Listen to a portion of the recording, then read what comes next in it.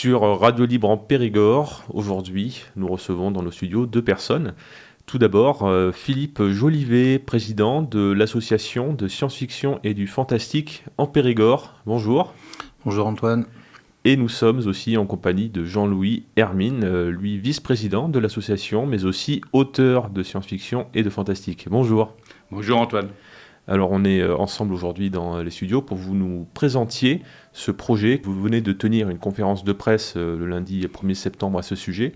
Votre association souhaite développer un festival de science-fiction et de fantastique en juin prochain, juin 2026. Est-ce que vous pouvez tout d'abord présenter un peu la genèse de ce projet ? C'est un projet qui est né il y a déjà quelques années. À l'époque, j'étais journaliste, d'abord à l'Écho de la Dordogne, ensuite à Dordogne Libre. J'avais l'occasion de présenter régulièrement des livres dans le journal. Et à cette occasion-là, j'ai rencontré Jean-Louis Hermine, qui a écrit plusieurs ouvrages de science-fiction. Et j'avais imaginé faire un événement autour avec déjà quelques pistes. Et on s'est retrouvé avec Jean-Louis sur ce projet, on a échangé. Donc c'est un projet qui était un petit peu tombé en déshérence, on va dire, il y a quelques temps de ça, et qui a été relancé il y a peu de temps, à la faveur d'un apéro littéraire que Jean-Louis a donné à la médiathèque François Rabelais de Coulugné-Chamiers. Donc il a échangé là-bas sur ce projet qu'on avait, et ça a relancé un petit peu l'idée. Et ça part d'une passion envers la science-fiction, le fantastique. Quelle est votre relation par rapport à ça ?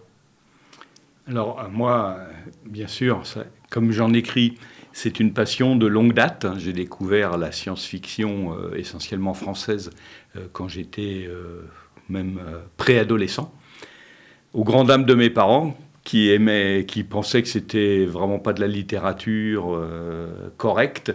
Et ça m'a d'ailleurs conforté dans le fait que j'allais continuer, bien sûr. Et ensuite, j'ai commencé à étudier cette science-fiction. Alors d'abord la science-fiction française, et puis ensuite sont arrivés, bien sûr, à l'époque, les grands auteurs de science-fiction internationaux, essentiellement américains.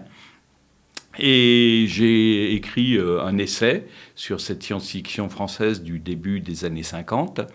Et ensuite, je me suis dit, je pourrais moi-même en écrire, éventuellement. Et c'est là que j'ai commencé à écrire des romans. Et j'en suis à mon 3e. Là, il va y avoir un recueil de nouvelles science-fiction et fantastique qui va paraître très prochainement. Et je termine un autre roman de science-fiction. Donc, c'est une passion qui m'a habité depuis la préadolescence. Alors, le livre, mais aussi le film, parce que j'adore ce genre de... D'ailleurs, je ne suis pas le seul, visiblement, vu que ça a beaucoup plus de succès en termes de cinéma qu'en termes de livres. Mais tout ce qui est science-fiction et fantastique, c'est vraiment quelque chose de très populaire actuellement. Et vous, Philippe, quelle est votre relation à la science-fiction, le fantastique, en tant que président de cette association ? Au départ, il y a 2 envies. La première, c'est bien sûr un intérêt pour ces univers-là et ces esthétiques qui permettent en fait de s'évader, de rêver tout simplement. Et il y avait la volonté de créer un événement qui serait plus qu'un salon du livre, qui soit quelque chose de vivant, qui mélange des esthétiques différentes et des disciplines, tout simplement. Jean-Louis vient de parler de l'aspect littéraire et cinéma, mais il y a beaucoup de domaines artistiques qui sont inspirés par le monde de la science-fiction et du fantastique. Et toute l'idée de notre projet, c'est de faire se rencontrer ces différentes esthétiques pour avoir un événement qui soit festif et autant vivant que possible pour passer un bon moment. C'est vrai que en présentant ce festival, d'abord on s'attend à y retrouver donc beaucoup de romans, d'auteurs de romans, de BD, de bandes dessinées, mais vous souhaitez aller bien au-delà Et est-ce que vous pouvez nous présenter un peu les artistes, les professions, les milieux que vous souhaitez incorporer dans ce festival pour en faire plus qu'un festival littéraire? Alors, déjà, il y aura un salon du livre avec des auteurs, mais en plus de ça, on va aussi essayer d'encourager la créativité, puisqu'on va créer un concours de nouvelles sur la science-fiction fantastique. Donc le règlement est en cours et le thème est déjà fixé. Ensuite, il va y avoir des aspects cinéma.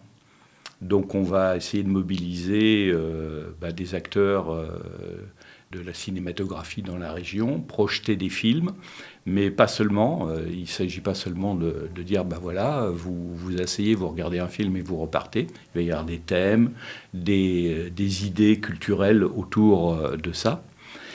Ça, c'est pour la partie donc, cinéma.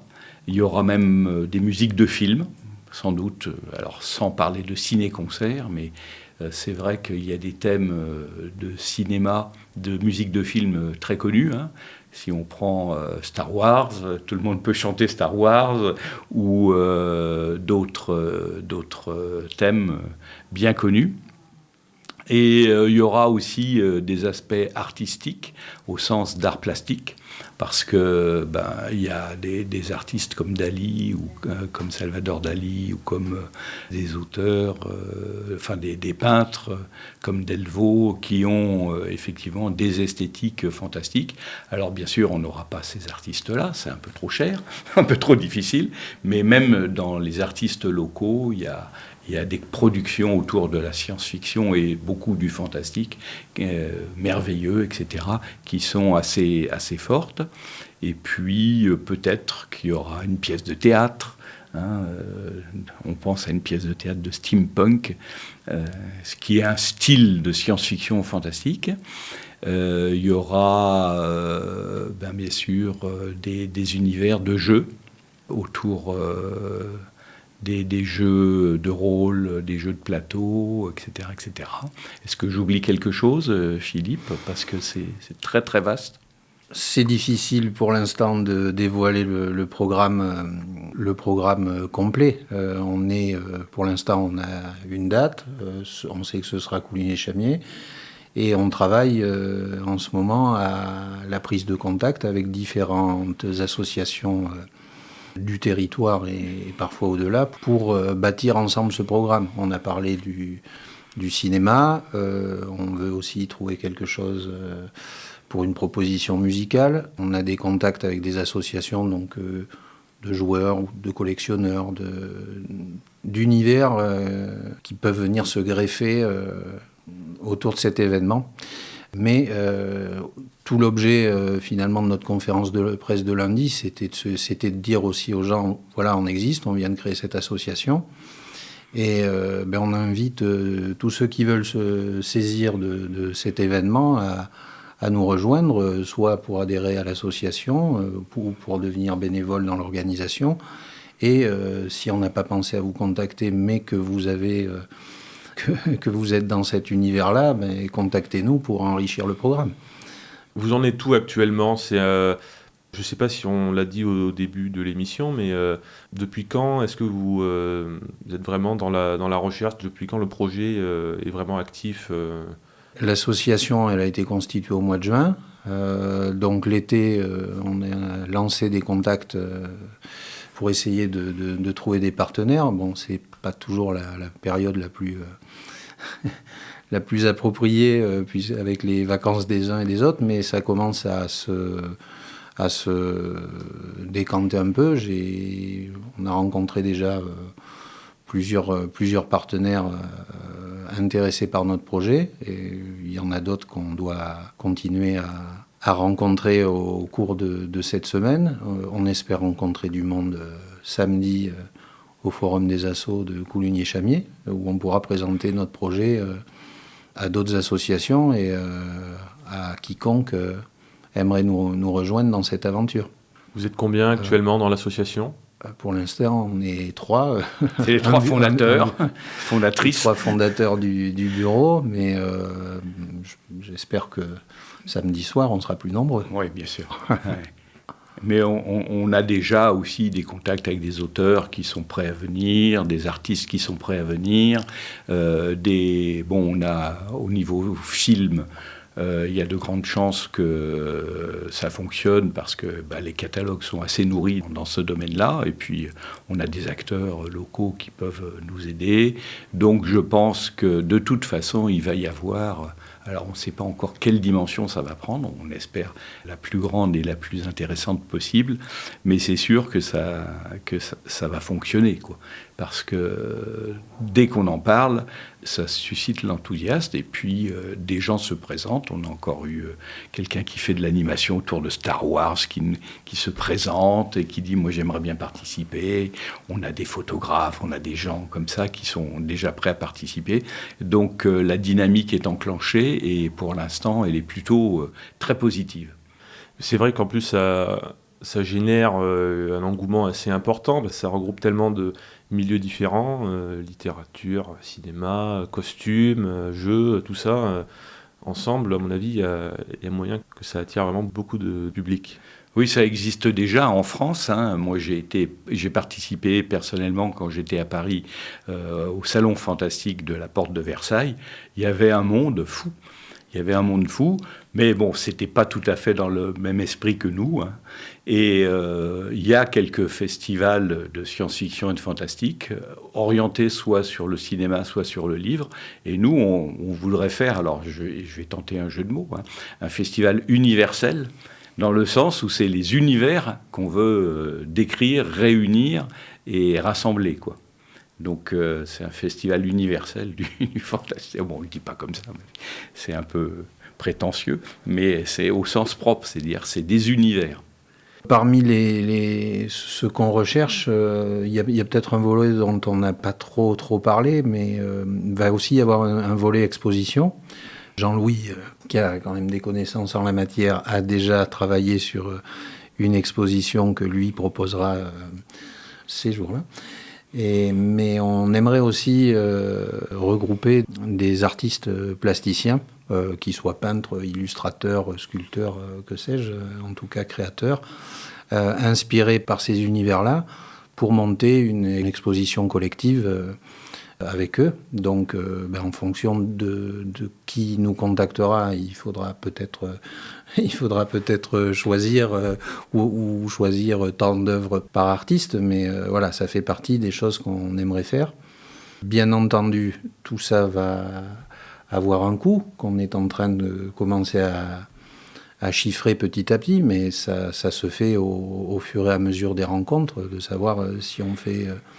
projeter un film, combien ça coûte, parce que ce qui est important pour nous, c'est que l'événement soit populaire, et pour qu'il soit populaire, il faut qu'il reste gratuit. C'est quelque chose auquel on tient beaucoup. Donc bien évidemment qu'on va aller chercher des financements auprès des acteurs institutionnels habituels, des collectivités, bien entendu. On cherchera aussi du mécénat. Et on va lancer, on est en train de la finaliser, et on reviendra sans doute vers vous pour nous donner un petit coup de main là-dessus. On va lancer une cagnotte en ligne pour expliquer le projet, pour inviter ceux qui y croient à nous donner un petit coup de main pour la première édition. Vous pensez à quel lieu pour accueillir ce festival l'an prochain ? Alors c'est un petit peu trop tôt pour le dire, mais la seule chose dont on est sûr, c'est que ça va se faire à Coulugny-Chamiers. Tout simplement parce que notre association s'est domiciliée ici et que la mairie nous soutient dans ce projet, notamment à travers la médiathèque François Rabelais, par la mise à disposition de personnel dans le cadre des animations qu'il y aura lors de ce festival, et aussi donc peut-être pour la prise en charge de la sécurité de l'événement, des choses comme ça. Donc on sait qu'on a le soutien de la mairie de Coulugny-Chamiers, qu'on remercie aujourd'hui. Thierry Sipierre était présent à la conférence de presse pour nous témoigner de son soutien dans notre projet. Donc voilà. Comment faire pour vous contacter si des auditeurs souhaiteraient rejoindre l'association ?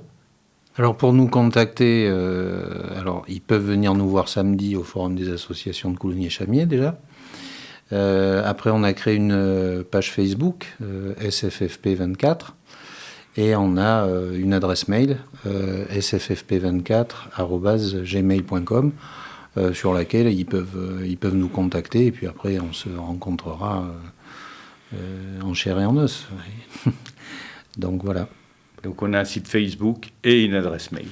On n'a pas de numéro de téléphone et une ligne directe, mais ça viendra quand on sera plus connu. Ce sera avec plaisir alors de vous recevoir à nouveau. Donc je vous remercie tous les deux d'être venus dans nos studios. Tous les deux, donc Philippe Jolivet, je rappelle, président de l'association Science-Fiction et Fantastique en Périgord, et Jean-Louis Hermine, vice-président. Merci à tous les deux. Merci beaucoup. Merci.